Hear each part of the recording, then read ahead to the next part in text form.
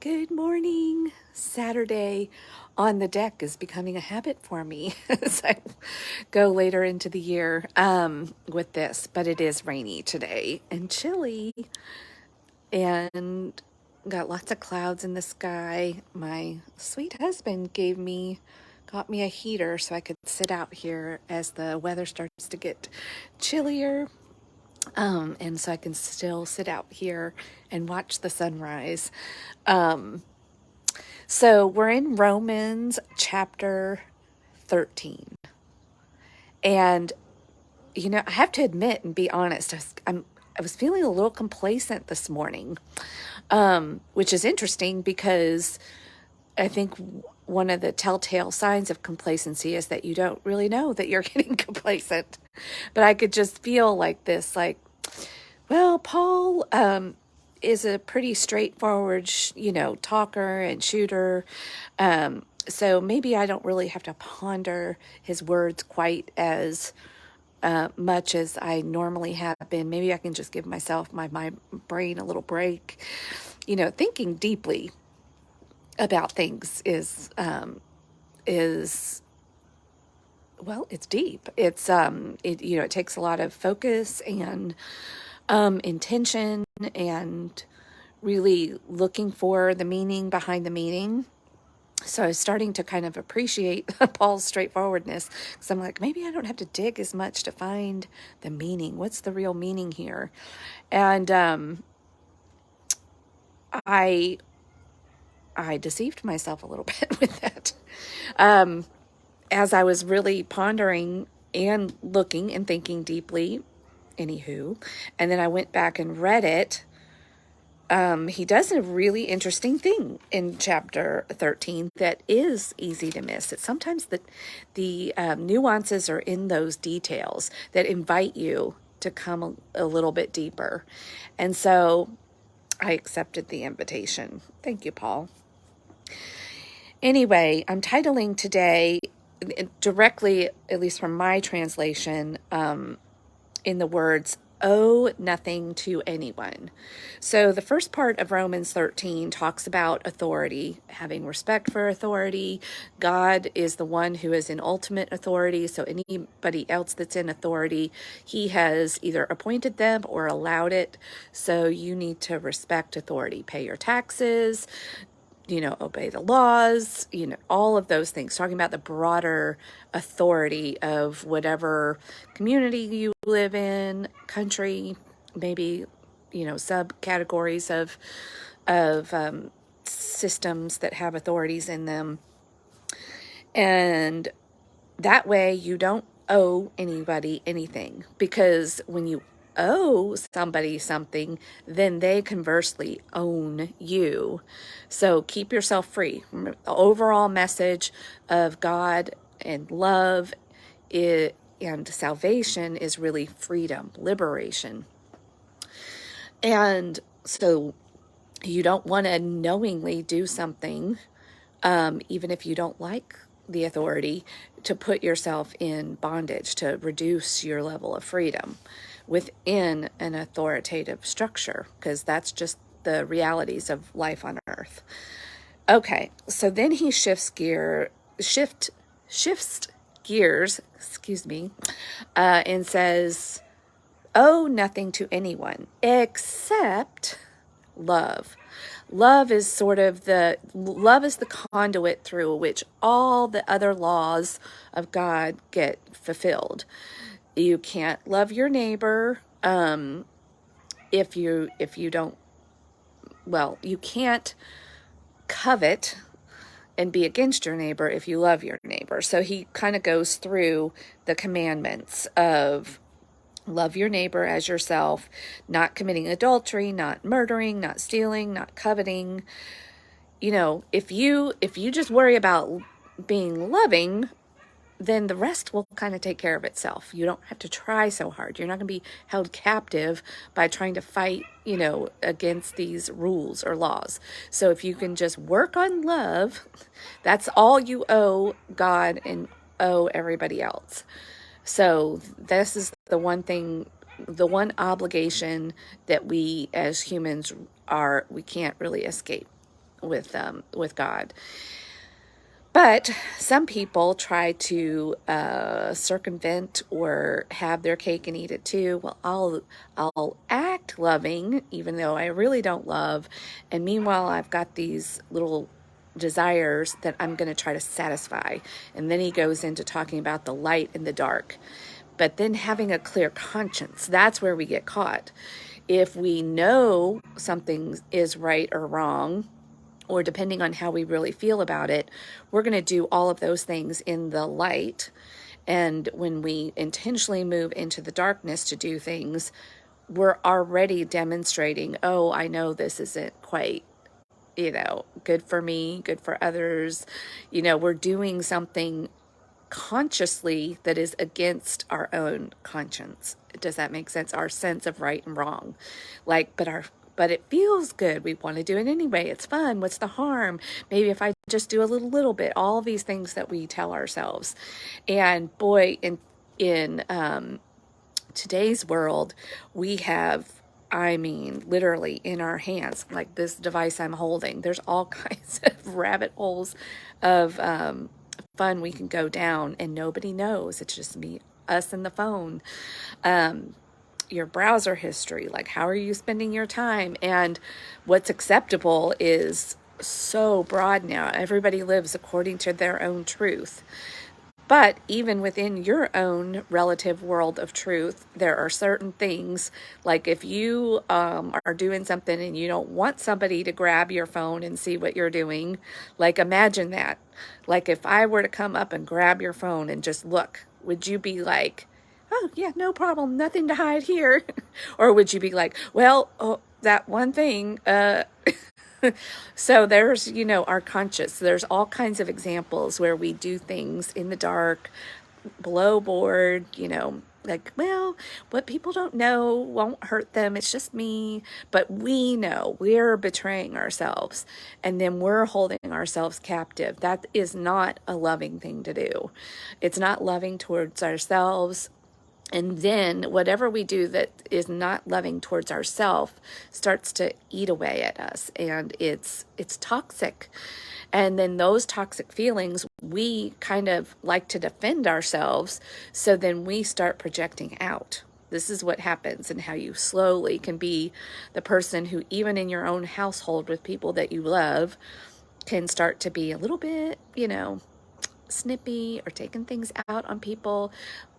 When you think about really loving somebody and treating somebody with love, maybe we could even substitute the word respect, because I think sometimes when we talk about love, even within the Christian community or this broader true love, agape love, is we're like, well, does that mean I have to like really love everybody? And we confuse even love with liking. And when he's saying love your neighbor, he doesn't mean you have to like everything that they do. But you respect their humanity. You can see beyond what they're doing and maybe their behavior, which frees you. Is when we start getting stuck on their behavior and I don't like that person. And then if that even grows into extreme dislike or even hatred, which you can't love and hate something at the same time. You just can't. And anger and all of those types of feelings take a lot of energy. And I think that is the thing that if we can focus on, okay, back to tuning into the dial of WIIFM. What's in it for me? Energy. It takes a lot of energy to resist something. When you open love is an opening. It's an easy, like that doesn't take a lot of energy. It's resisting. And even when we resist loving others, where there's that internal, like, I'm going to try really hard, even though I don't like this person, there's still a resistance to that. And resistance takes a lot of energy. And the irony of resistance, too, is that when you're putting that much energy towards something, you actually are giving all of your attention to it as well, and your intention.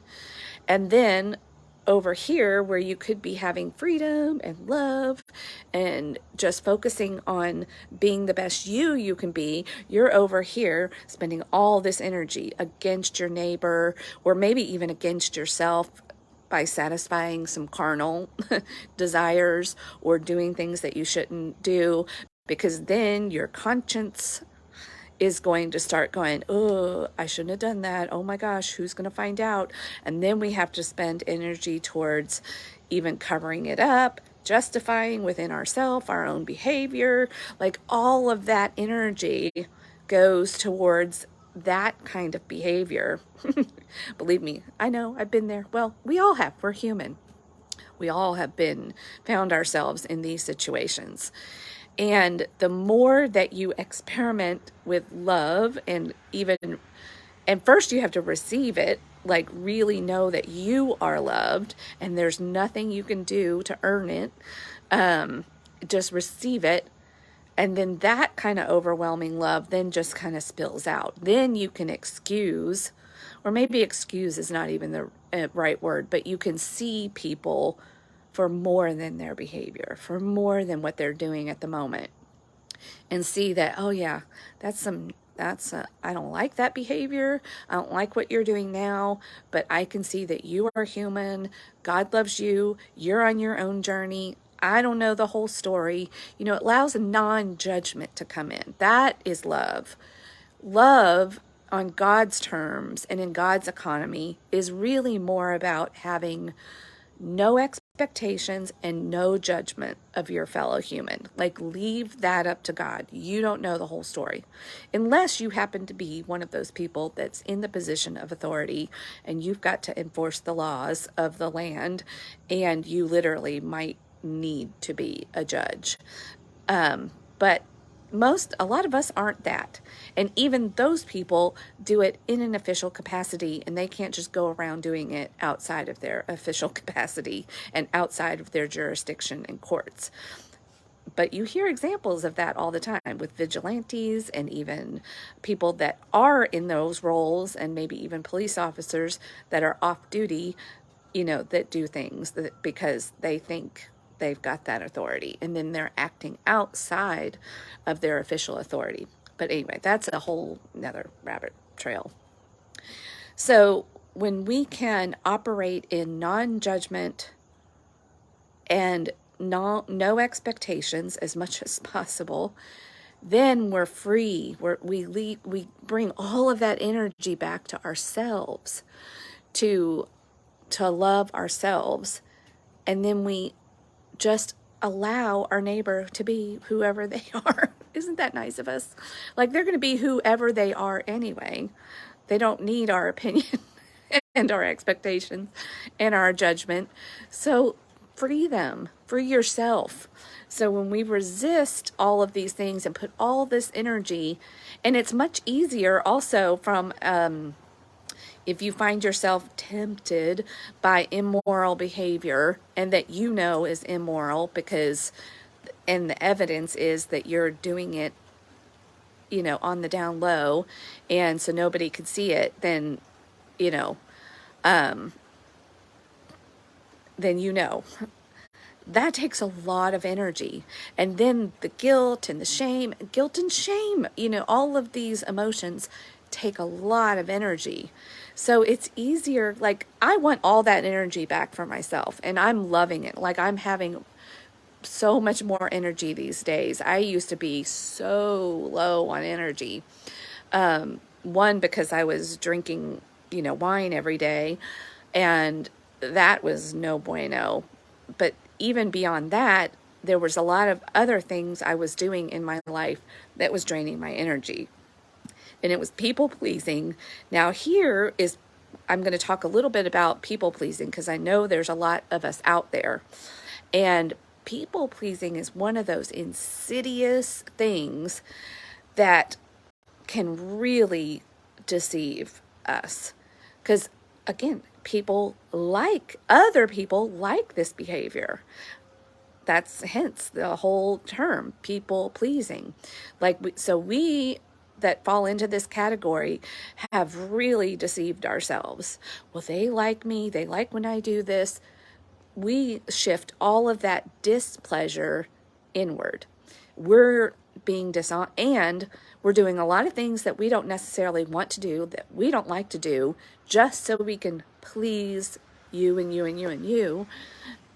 And we do that for ego gratification and pride and all kinds of other things. But at the end of the day, you're a liar. You are a liar, which is not good. It's not loving. People don't know the real you. They don't know what you really like or don't like. They can't trust you. And people know if they've got these people pleasers in their life. I mean, we like to keep them around because, hey, they go with what we want to do.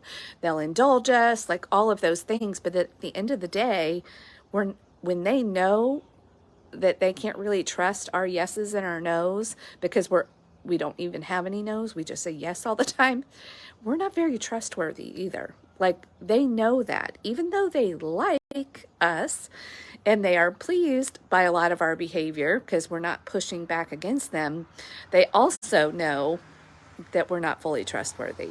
When they really need a trustworthy opinion, they're going to other people.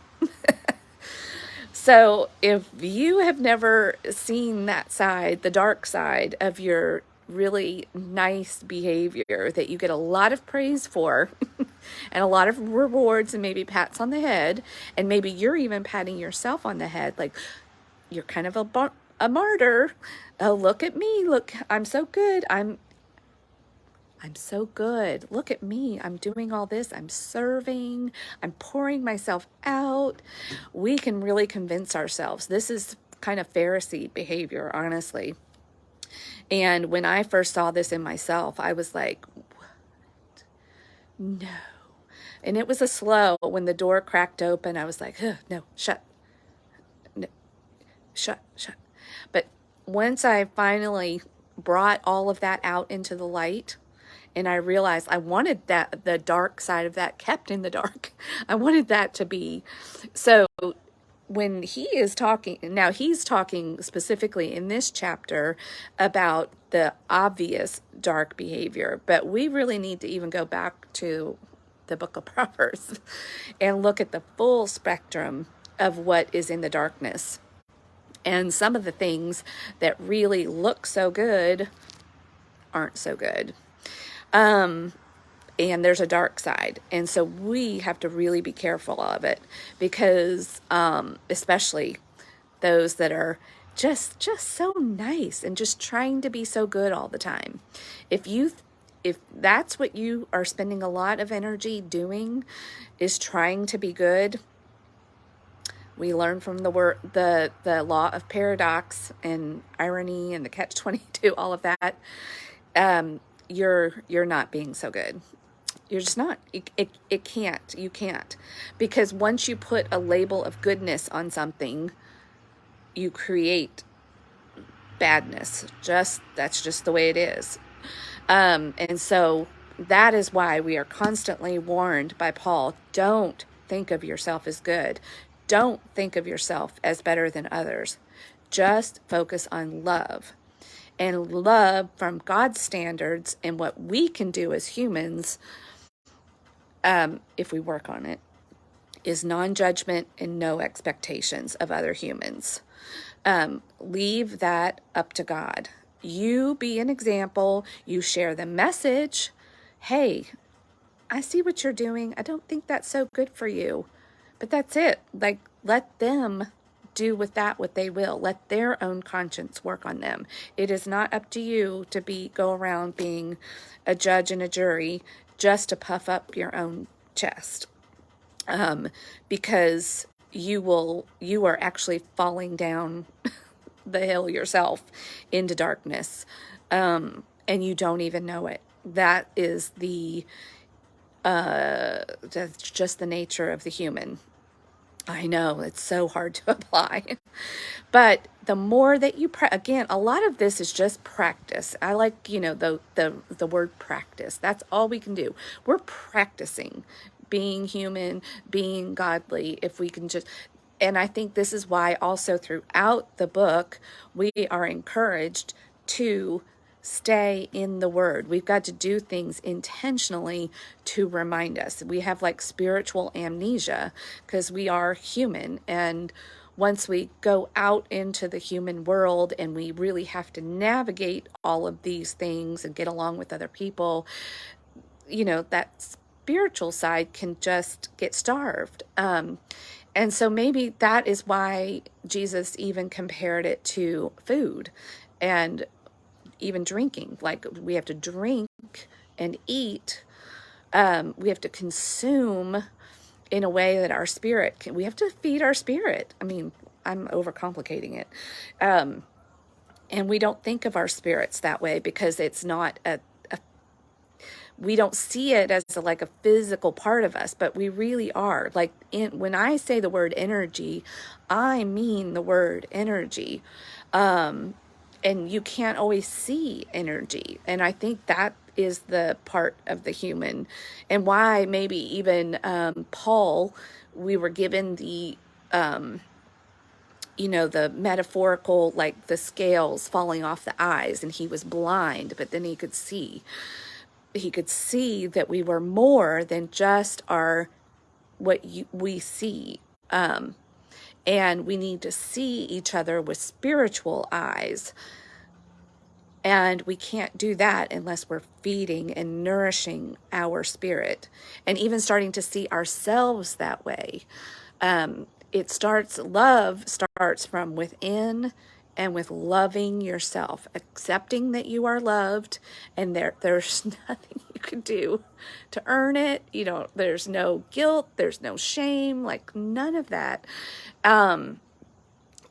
And to get rid of that earning mentality, because then once we can start kind of practicing it and receiving it within ourselves, then we can start to go out to our neighbors and even people in our household, and people that maybe we really don't even like. We're able to see with spiritual eyes. Oh yeah, I see what behavior is going on here, but I know that's not the real you. You are the fullness of what you can be. And the more I can treat you that way, the more you might be able to see that. Oh wow, they're not reacting to my behavior and what I'm doing. They're seeing me. They're seeing the real me. You know what I mean? Like, I'm going to go see Avatar again this weekend because they're re-releasing. That's one of my favorite movies. And I love, I see you. That's how they greet each other. I see you. They see the fullness of the other, because there's there's really, like, they have quantified this in science, quantum physics, metaphysics, all of these things, that the science of the unseeable, it's there. The heart has an electromagnetic field of 3 feet.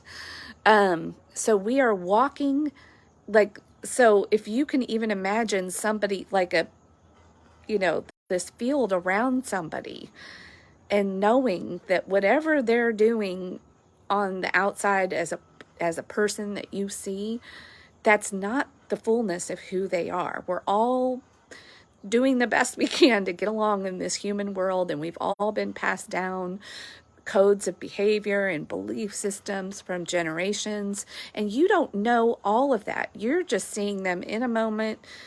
Maybe it's road rage or the grumpy person at the grocery store, like somebody maybe who's blocking the aisle, and you think, gosh, what is, like, don't you have any awareness of others? But you don't know what has happened in that person's life that day, what's going on, what kind of belief system they were handed down, that contributes to what you see in a moment. So that's, I think, what Paul, Jesus, God is the message he's trying to get to us. Like, there's more than meets the eye. My son was a Power Rangers fan. That just came to me. Oh no, that's Transformers. The song from Transformers. More than meets the eye. That's what we need to and we can't do that unless because we do it to ourselves. We have spiritual amnesia with ourselves. Your morning self who's refreshed and reads the Bible or meditates or does something maybe spirit to feed your spiritual self, by 4 or 5 in the afternoon, that person is long gone. Unless you're in the habit of really feeding the spirit, then there's a chance that those spiritual eyes still have a little bit of gas left in the tank by the evening. And why good sleep is so important. So that anyway, I'm gonna stop talking now and allow you all to ponder that the only thing to keep yourself free of debts, all kinds of debts, except for love. Love is the only thing that we owe, and we owe it to everybody. We owe it to God, we owe it to ourselves, and we owe it to other people. And if we can focus on that one law, all the other laws get satisfied. And it will also help us not fall into the trap of wanting to do things in the dark. Because love and hate and darkness and light don't coexist. So stay in the light, stay in love. That's like, and then all that energy will come back to you so that it can go back up or back out to other people. It's freedom. Love is freedom. All right. Talk to y'all later. I'm going to go practice. All right. Bye.